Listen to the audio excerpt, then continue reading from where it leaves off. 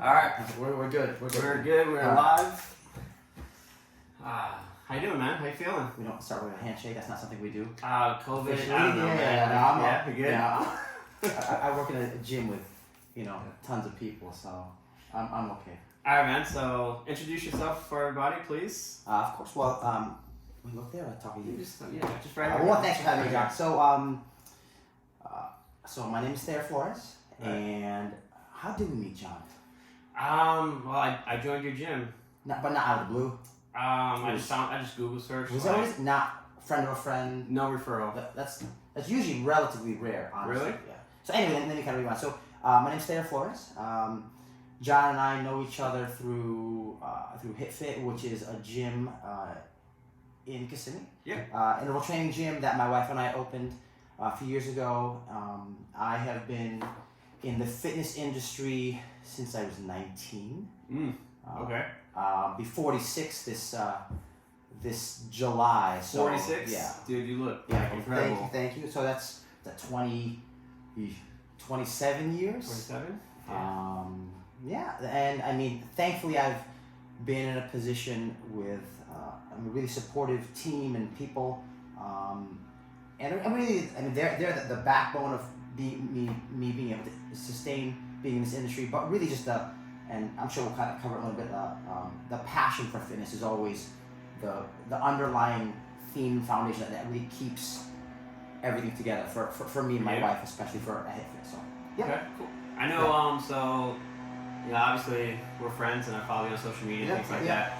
And you guys just spent the holiday season in Hawaii? Absolutely, yeah. How was that with the family, man? I'll tell you what, it was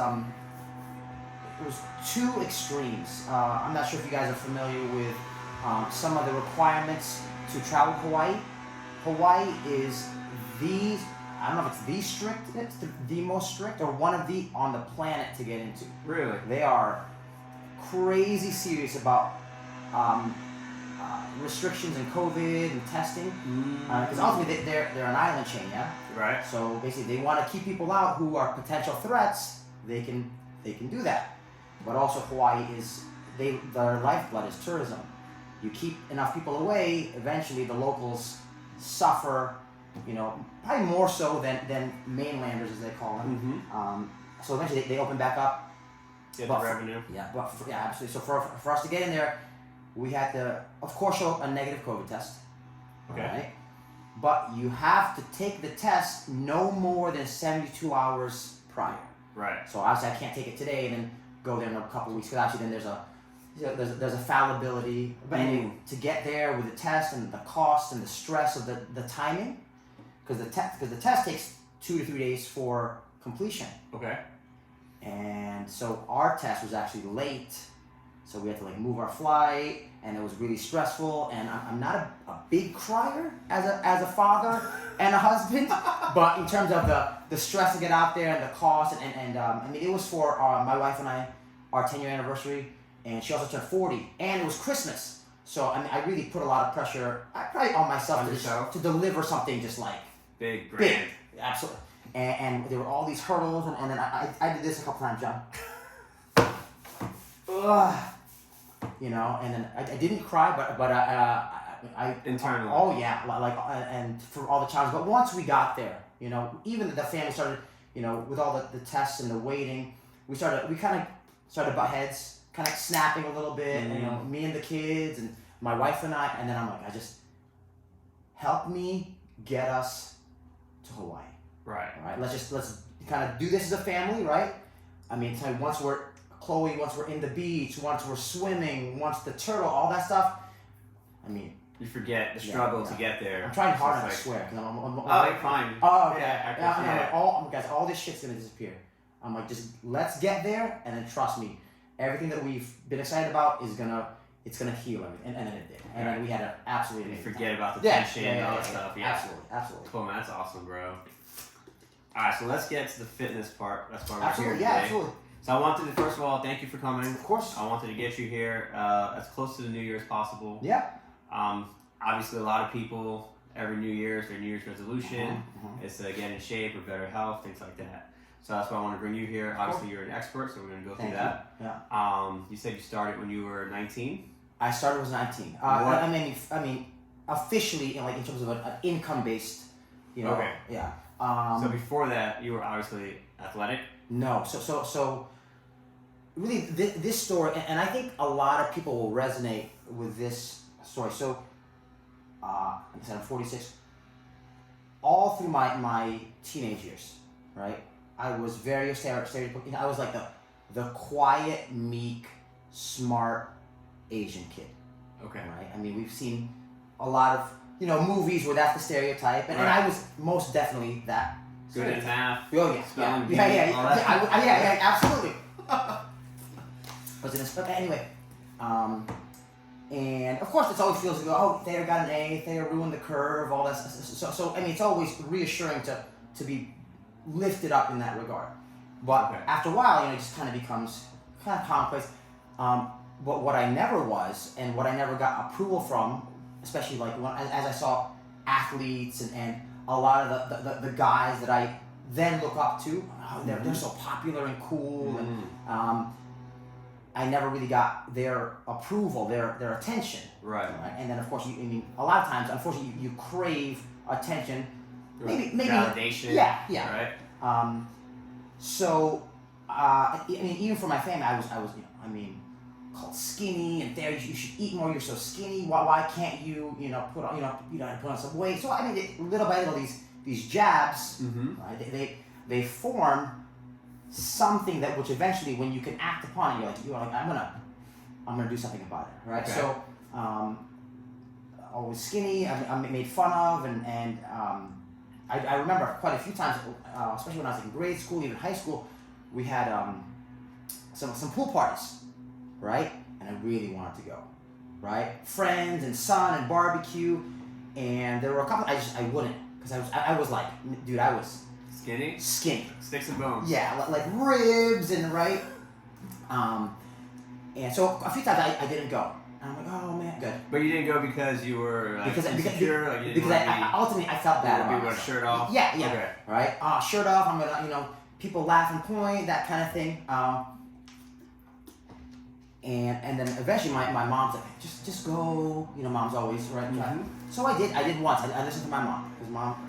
So I remember one time I went to this pool party, and a couple people made a couple like little jabs. Yeah, but nothing like really damaging. Okay. But I do remember there was one time, I think we were kind of horsing around the pool, and then I slipped and I fell, right? And then, bam, I hit the concrete, and then I remember people laughing and pointing. Okay. Right. And in my mind, sorry. It's okay. I'll talk louder. And in my mind, they weren't so much laughing at the fact that I fell, and it was like a comedic event. All right, hey, they're laughing and pointing at this skinny dude who has this incredible insecurity. So that really messed me up. Okay, that's how you interpreted. Yeah, and I remember this vividly. Like way back then, this girl I had a massive crush on. Okay. Right. I still see it right in my here. I still remember like this, right? And then it was like like in the movies, like she's like when you laugh like that, right? Like head back, right? And that really it hurt. Oh yeah, absolutely, right?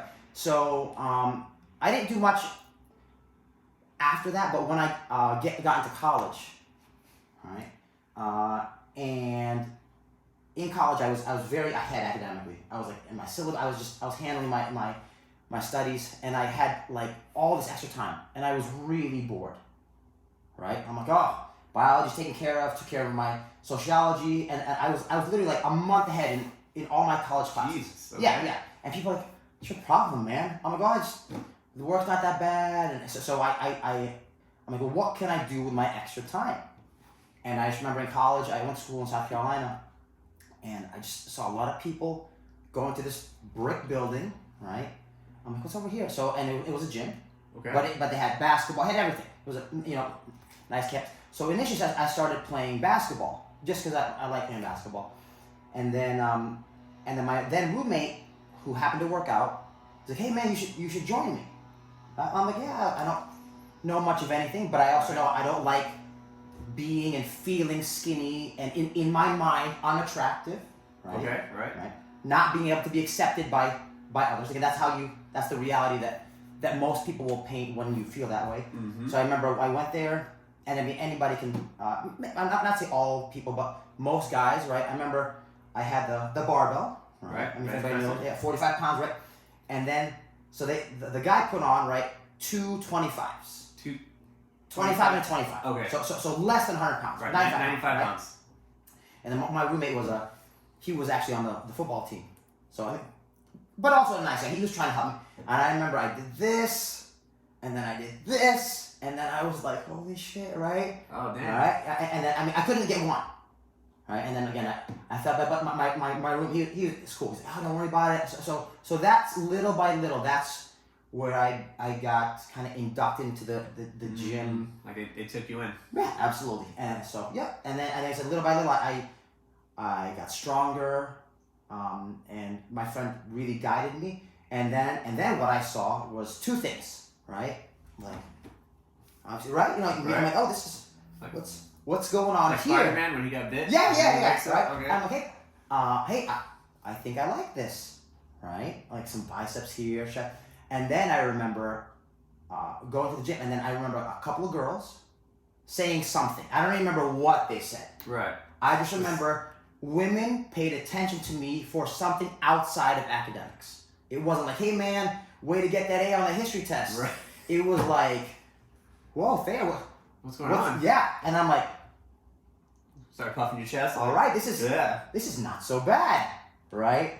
And then that's where that started. That's literally the journey how it began. That's correct. And then for a long time I followed my roommate. Thayer do this, because I didn't know any better. Mm-hmm. And then at one point his academic schedule changed, right? And then we couldn't train at the same time anymore because he had classes and whatever. Right. So also still relatively shy in college, so I'm like, oh, I'll just do it on my own. So I just headphones, and then as I started changing relatively quick, then people started coming to me. For advice or for guidance. Yeah, hey man, I see you here all the time, you seem to work really hard, you seem to know what you're doing, what's your name? So then I just started helping random people, right? Okay. For free. Right. I mean, because I enjoy being in the gym, all right? I mean, how I felt after it, but I really enjoyed the helping aspect. Hey man, I didn't know much about this exercise, or I really feel this in my legs. Thank you.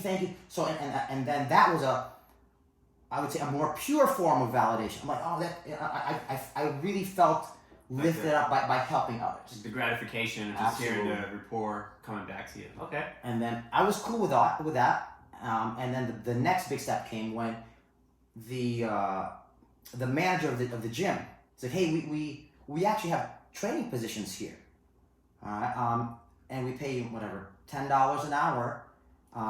We can give you some clients, you can get your own, and then before I knew I was making whatever $8-10 an hour. But to me, it was like I'm like, wow, stuff that I would have done for free and happily. Right. Now I get a little extra spending money, and that's how the training aspect is sparked. Yeah. What did you study in school? So I studied in biology.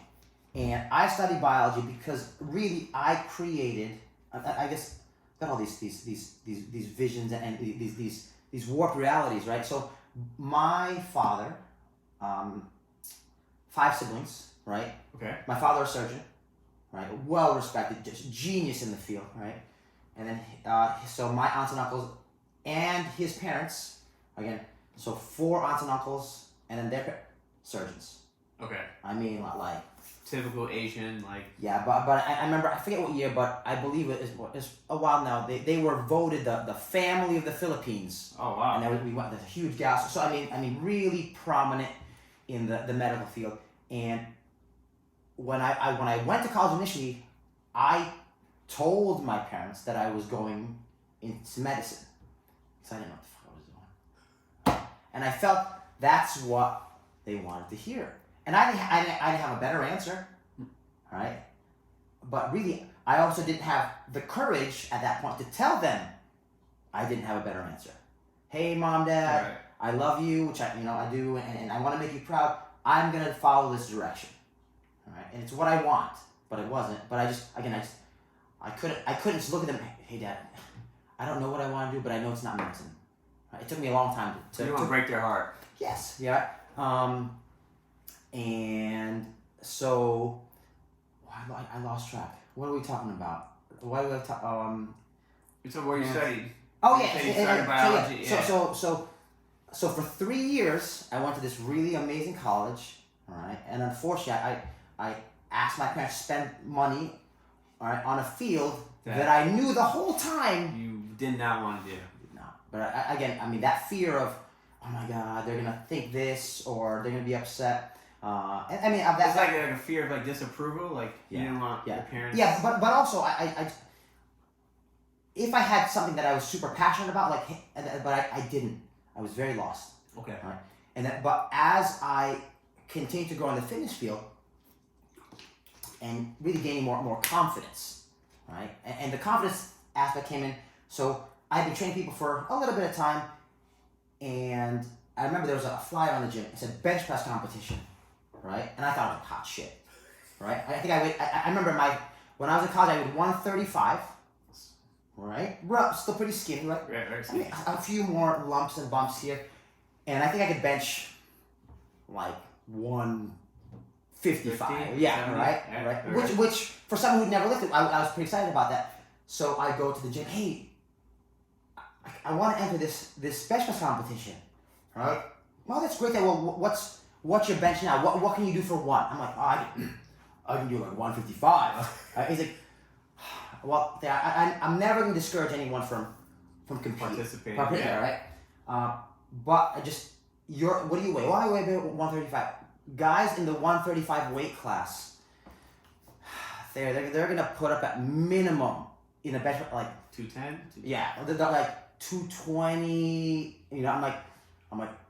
I'm nowhere near that, you know. I'm like, but if you still want to do it, and it's it's $20 to enter. It all goes to we can buy gym. I mean, right. So and he's like, what I would suggest, he's like, you have a great physique. Like then he started using words like that, like it's very balanced, right? It's really symmetrical. You have round muscle bellies. These are as the terms that I use now, and I'm like.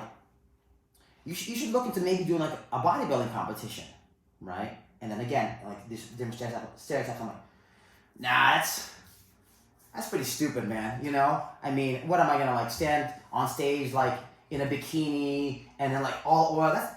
That's dumb, right? And again, just he's like, no, it's and I didn't know that he had competed.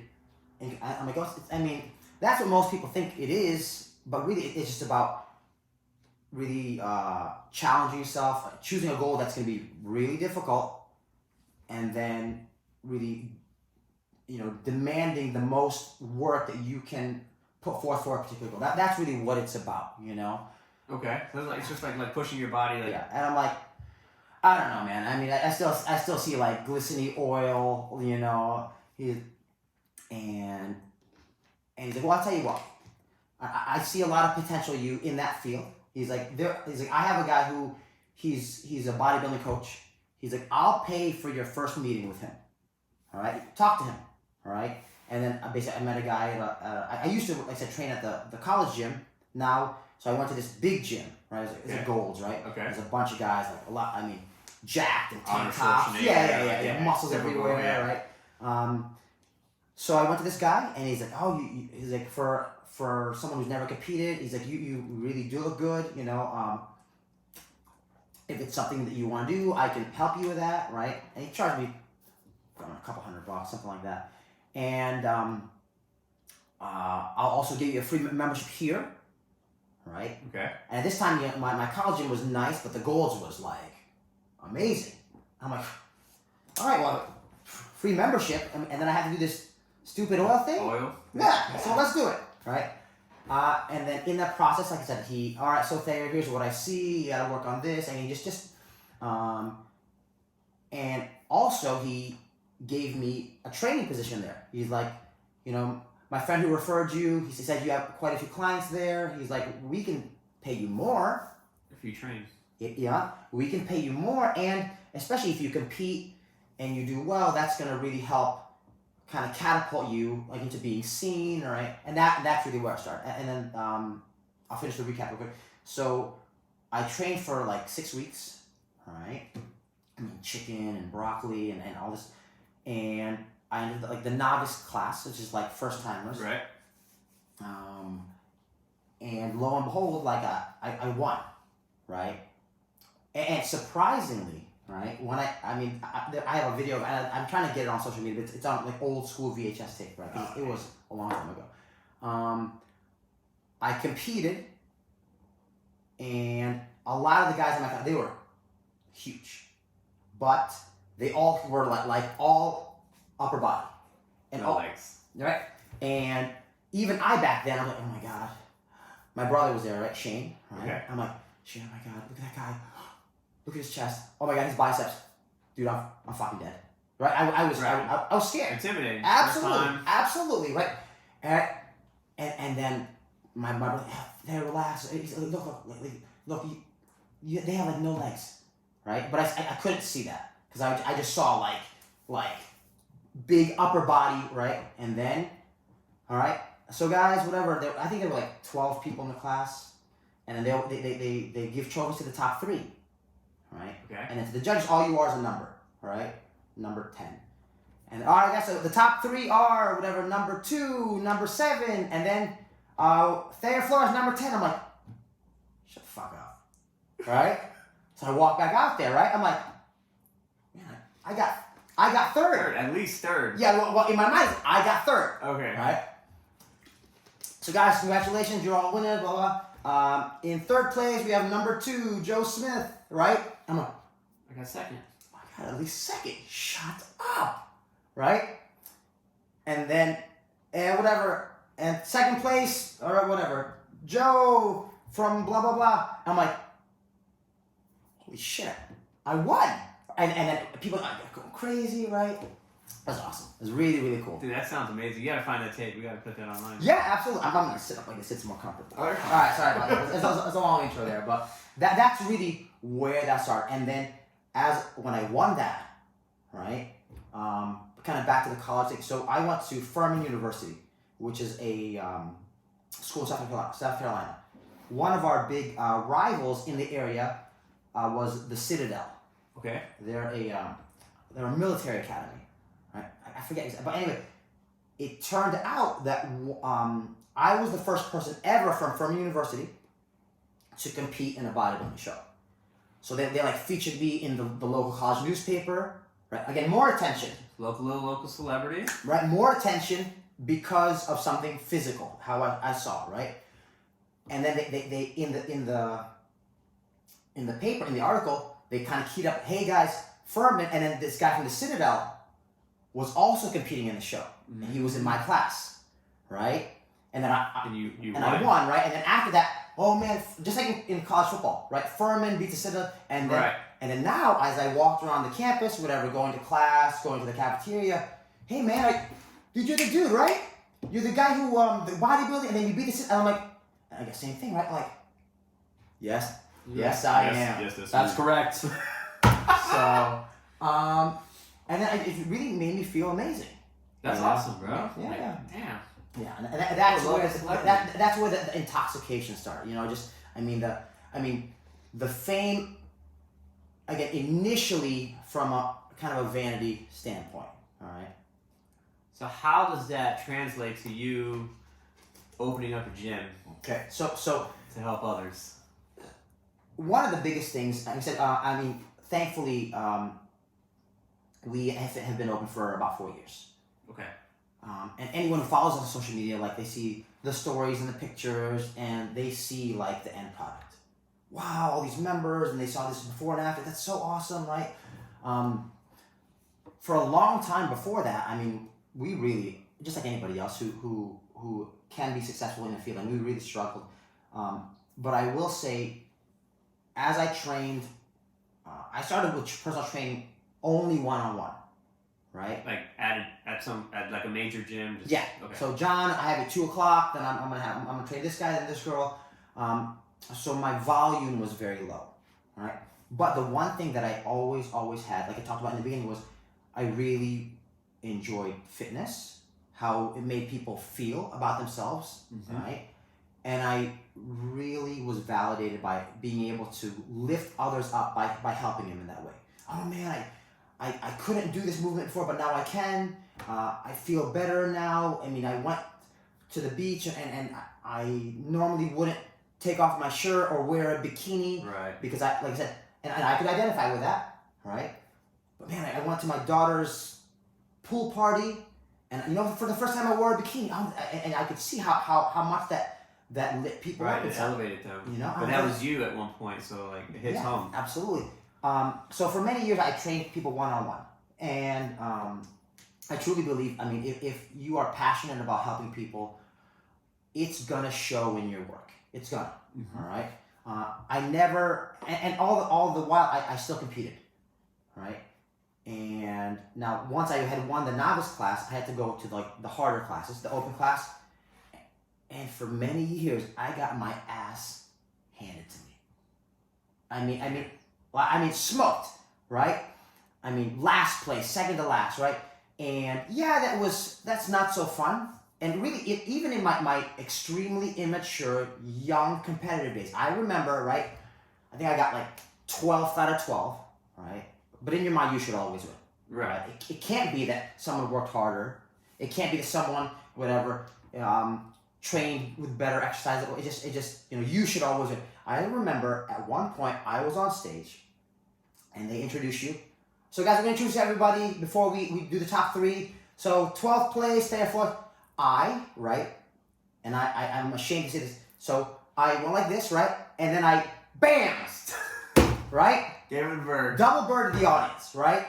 I mean, really, like if one of my kids ever did that, I mean, I would like jump on stage and then yank them off. Right. Because it's just, but again, very young. And like I said, so people don't see the years, I mean, of getting just demolished. But one thing that I never lost sight of was I always enjoyed fitness and passion, and had passion for it. And I saw I could take a step back when my emotions calmed down and see, all right, how can I get better? Right. And I learned that over time as I grew up, And that being said, always being able to help people and enjoying that, but also competing the whole time, that really got my name out there, all right? And from those two things kind of synergizing, I was able to thankfully build a very solid foundation, right? And getting into the gym, and I give her all the credit, and I still do, and still will, I was able to basically find and marry my gym crush. Yeah. Yeah. And you know her, right? Marissa. Marissa, right? And so Miss HiitFit. So, and so one day I see this girl, like, stunning. I mean, she is. And so I approached her, and I'd seen her a couple times, and really the confidence that I got from competing, from losing so many times, and then I kept getting back up. Right? That really was part of the backbone, because I would never approach a female at a gym or anywhere, right? It's a little awkward. Yeah. I don't think females at the gym want to be approached either. Absolutely, right? Especially for like we talked about, the quiet, meek, kept to himself Asian kid, right? Right. Who I still was to an extent. But again, I started to feel better about myself. So I mean, one day I went up to her, and then talked to her, and I mean, little by little, obviously took some time. There's some stories in there, and then eventually, as we started dating and got engaged, and she's like, hey, I see you're so busy with all these clients. I mean, I see other people doing these things where they have like groups of people. Mm-hmm. I mean, what would you think about you doing that? Right? And then I'm like, yeah, I don't want to do that. Same thing, right? Now that's dumb, right? Because the stereotype is that I got to yell at a bunch of people and I can't really focus, You want to do one-on-one focusing. I can't focus on everybody at the same time. But also I had gotten really excellent at one-on-one training, and it was comfortable for me. And I use the word vision. I mean, at that point, I didn't have the vision to see bigger than the one-on-one relationship. And I mean, thankfully, my wife now, she's like, well, I think you can do more, and you can influence positively more people. So I basically, there were 6 people. Jordan, my brother, right? Right. And then obviously my then girlfriend, right, Marissa. And then basically it was a few family members and a couple clients. I'm like, guys, I'm gonna try this thing, right? We're gonna try like a group class out in a field. Now before we get to the field, we have to like climb a fence, which was trespassing. Trespassing, right? yeah. Sounds like trespassing. I mean, there's a big no trespassing sign, but I just ignored it. And then I just ran a class. I didn't really know too much. I just kind of made it up along the way. I actually used my fitness background, and then I designed my very first, back then we called it a boot camp. Okay. And then I got a lot of positive feedback. And then a friend of a friend, and then 6 people, before I know it, there were like 50, 60 people, right? Climbing a fence. Climbing a fence, completely illegal, right? And then it became a production, all right? So John, tell you what, you don't pay today, but I need you to bring your speakers and your sound system, and you just put together a playlist. Oh, of course, man, all right? Got you. Not just because, people want to help each other, but really, you as a member of the team, right? Something larger than yourself. I mean, that community is powerful. You build a family. Absolutely, right? And then the next step to that was, as I got to know these people, right? Again, I used to be this guy, right? Train John, right? Go home, right? Not train John, get to know about his daughter and his podcast, talk to him about, what his passions in life are. Right. I was just collecting a paycheck. It's like transactional. Yeah. All right, dude, we got chest, then we got arms, then we're going to do some cardio, and I'll see you tomorrow at 4. And that was the extent of my relationship. And then again, back to Marissa. And she's like, babe, what? I heard John throwing like a barbecue this weekend. Did you want to check that out? No. Yeah, that's like work. Right? He's not my friend. He's my client. Yeah. Oh, I don't know. I mean, he seems like a nice guy, and I mean, he's got a pool and barbecue. Fine, we'll go. And then there were other people from the gym there. And then, little by little, I got to really get to know people. And then that's where, I mean, if you come to HiitFit, and I say it all the time. If you come to HiitFit and you are passionate about not even training initially, but really wanting to improve, and you are able to be coached, right, and supported, not just by our coaches, but by the friendships and the ties that we have. Mm-hmm. I mean, our gym is perfect for you. And I say this also all the time. I'm like, if you can't see past your own goals, right? If you only have energy for yourself, all right? I'm gonna bench press, then I'm gonna jump squat, then I'm gonna deadlift, all right? And then that's it. Then you go home, and you can't ever give energy, right, and encouragement to other people. I say this all the time. I'm telling you now, don't fucking join. I've heard you say it. Don't join. I'm like, give your money somewhere else, because you will be unhappy here. And I don't want to work in an environment where people are unhappy. You work, you challenge yourselves, you bust your ass, but you give energy. You give energy to your team, and then that's where the strength of HiitFit is, mm-hmm. right? And that's why we're able to grow such a, not just a large community, but a tightly knit. Tight. And that's why I'm here. Exactly. Right? You're not gonna invite some random dude from a gym, right? I mean, we've shared events. I mean, John has done some amazing stuff, right? Mr. Eola, yeah, right? Kind of on the rig. Anyway, so But no, it is a very tight knit family. Agreed. As a member there, like you guys do a lot of outings. Yeah. Going to the beach, even weekends. Mm-hmm. The members become friends with each other, and they have their own little powwows and Yeah. outings and things like that, man.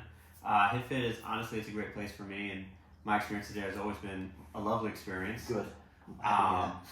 So HiitFit it's an acronym for high intensity interval training. Yeah, that's correct.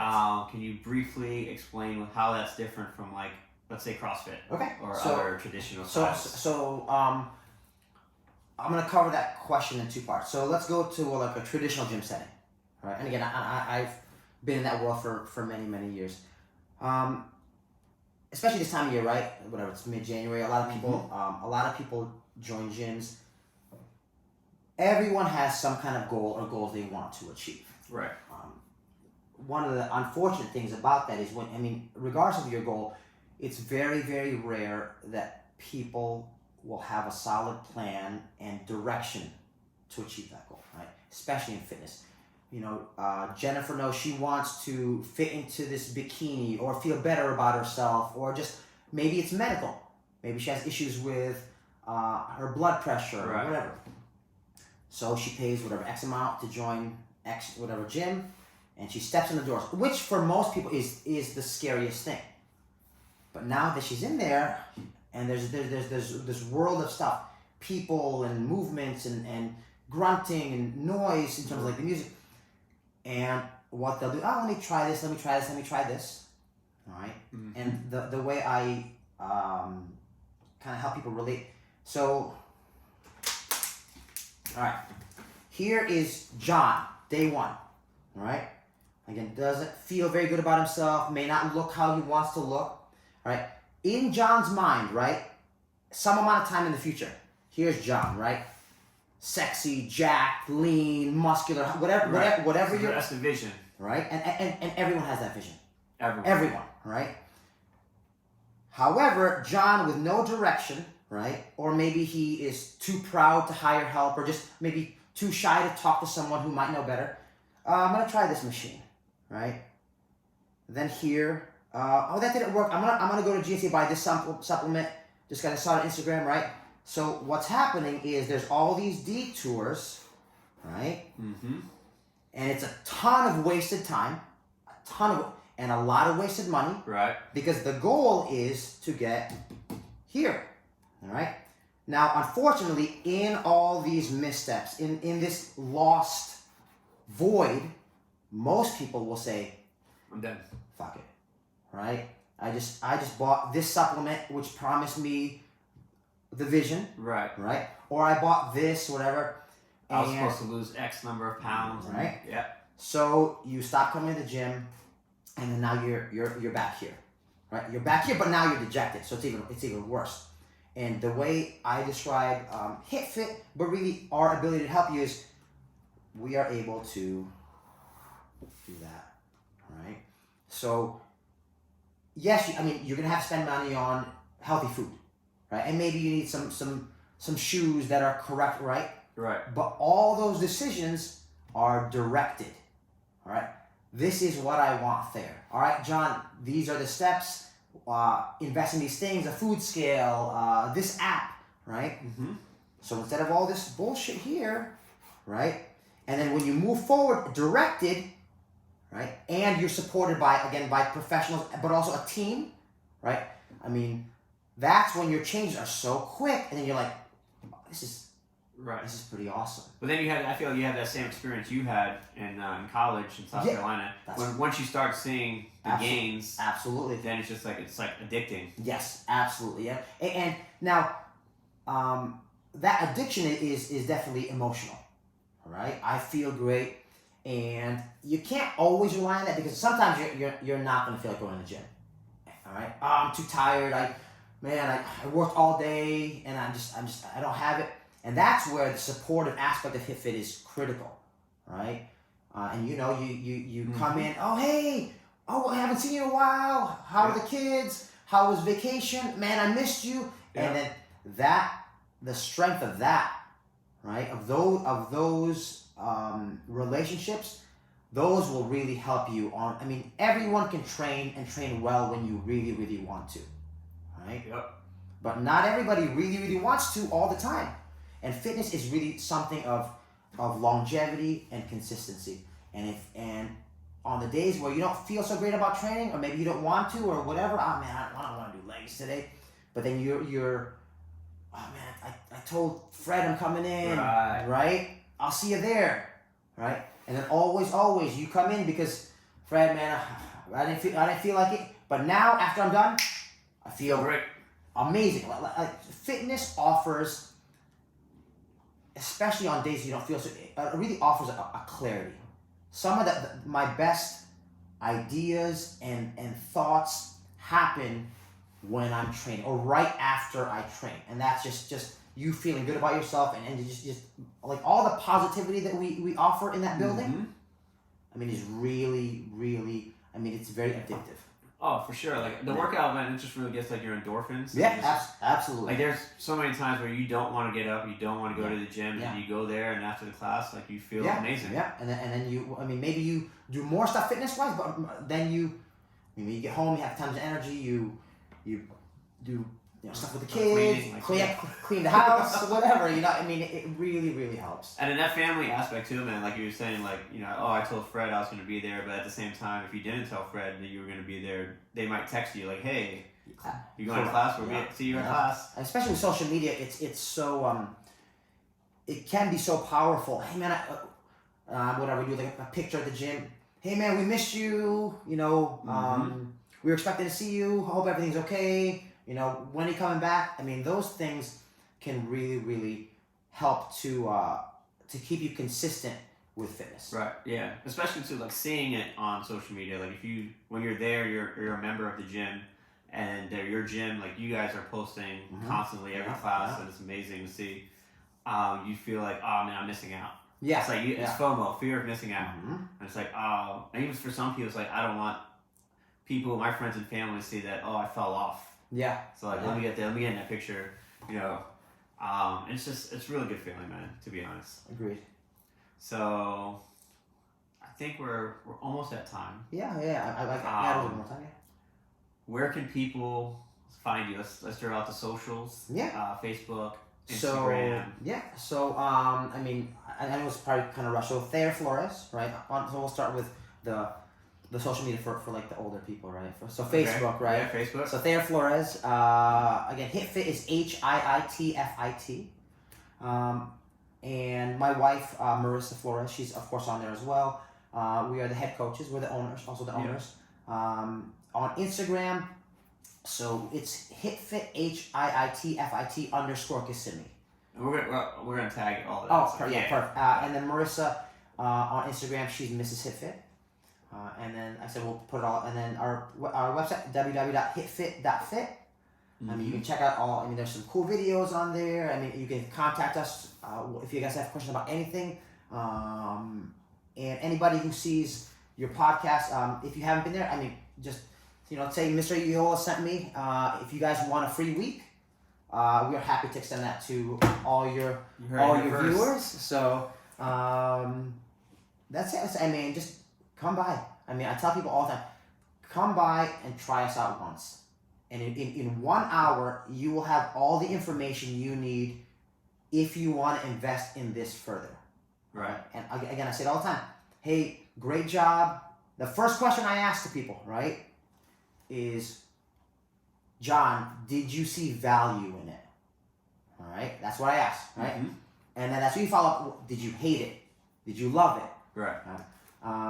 Because I don't usually ask because if you love it, but you don't really see value, then we got to figure out, there's a disconnect. Yeah, absolutely. And I also said this to people. I'm like, so John, how was that? Oh man, that was hard. That was hard, man. Hard. I'm like, but hey man, you made it through. Good job. I don't want to kind of lie to you, but that level of difficulty is gonna be here all the time. All the time. All right. So, I mean, we talked about your goals, right? I think I want to do this, and I want to look this way. I mean, how much do you want those things? Mm-hmm. Right? Enough to do what you just did again, over and over again, for months and months and months and years and years and years in this community, or not? Right. And then I say, like, John, you answer that question. If the answer is yes, let's talk. If the answer is no, then all we are ever is going to be social media contacts, which I'm okay with. All right? Mm-hmm. Thanks so much. Thanks for coming out. We'll see you around. And when I say like that, I mean, it can come across as cold, but really, and I say this to our members all the time as well, if you don't want to be here, right, there are plenty of people here who need our help and our energy and our knowledge. We will happily give it to them. We will not fight and try to convince you of the value here. All right, but if you want it, absolutely, we have all the time in the world for you. It makes perfect sense, man. Yeah, I think it's really simple. I don't think building a strong gym community is. I don't think that the concept is very. I mean, actually, the legwork is different. There's a lot to it, yeah. Right? But I think the concept is just brainlessly simple. Give people energy, make them feel great, back it up with your knowledge and your expertise, and then the product will build itself. Absolutely. I will say what I like most about HiitFit, because I did do other gyms before HiitFit, is that other gyms had different coaches' schedules. So like on Monday you had this coach, or Tuesdays at this time, so you would go and you have a different coach. The coach doesn't really know you, or maybe like the coach doesn't know like you need help with this form on this exercise because you had a different coach help you the day before. What I liked the most about HiitFit initially was that it's you. Like, and you build a relationship with the clients, and you know them, you know their family, you know their kids. It's very personal. I agree, and that's really where the strength of our community is. You're the heartbeat of HiitFit. I try, man. Well, man, I know you got a personal training session you got to get to. I do. Thank you for coming out. No problem. Appreciate it. No problem. Cool. Thank you. No problem. All right, guys.